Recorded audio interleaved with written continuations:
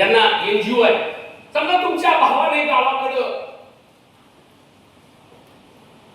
वाचनालय काढले, रजिस्टर्ड वाचनालय गावात तुमच्या आजोबाच्या स्मरणात, त्याला माहिती आहे का काय लागवायला? काय असं बोलच ना गेले काय काय टाकलं स्वप्न आहे का? ते रजिस्टर्ड आहे म्हणून त्याला माहिती अधिकार कायदा लागतो. ही सोपी व्याख्या करून सांगतो. जे शासनाच्या निधीवर आणि विधीवर चालतात त्यांना माहिती अधिकार कायदा लागतो. निधी म्हणजे काय? रक्कम, पैसा, फंड, अनुदान, पगार याला निधी असं म्हणतात.